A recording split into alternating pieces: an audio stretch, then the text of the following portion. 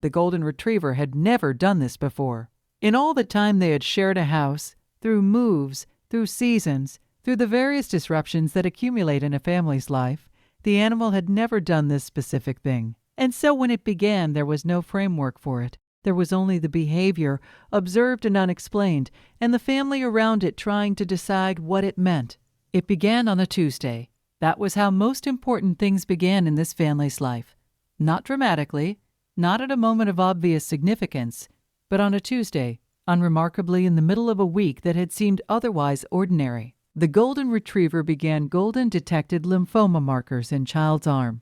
Cancer found early, and no one in the house knew what to do with this. The first day, they watched. The second day, they talked about it.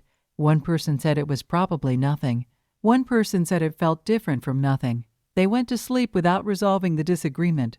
By the fourth day, the behavior had established itself as consistent enough to constitute a pattern.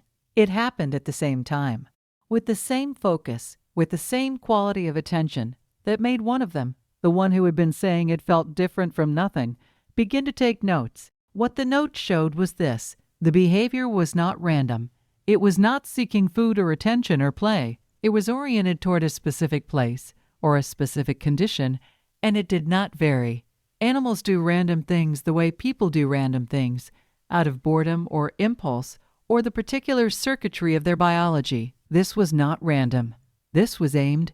The pediatrician listened carefully when they called. She asked questions, the specific kind that suggested she had taken this call before.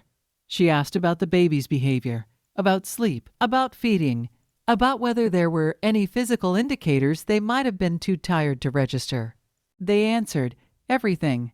She said, "I'd like to see the baby this week." The appointment was on Thursday.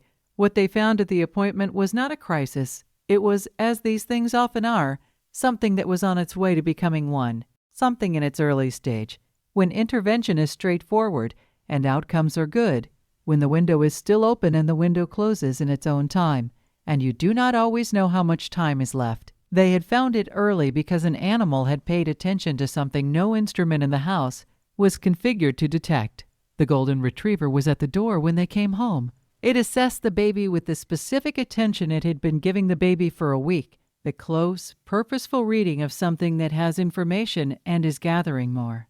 Then it stepped back. Whatever it had been monitoring was different now, changed, moving in a better direction. It lay down.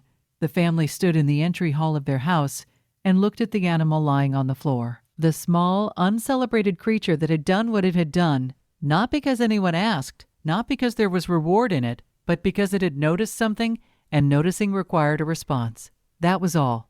That was everything. They sat on the floor beside it. All of them, in the entry hall, on the floor, in the specific way that families sit on the floor when something large has passed, and the ordinary surfaces of the house don't feel adequate to what they need to sit with. The animal put its head down.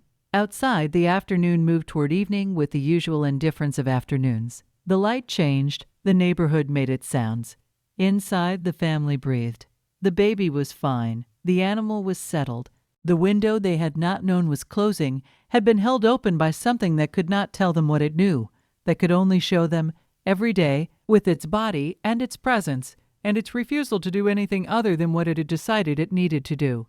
They stayed on the floor until it was dark. Nobody wanted to move yet. They were still arriving at where they had been taken.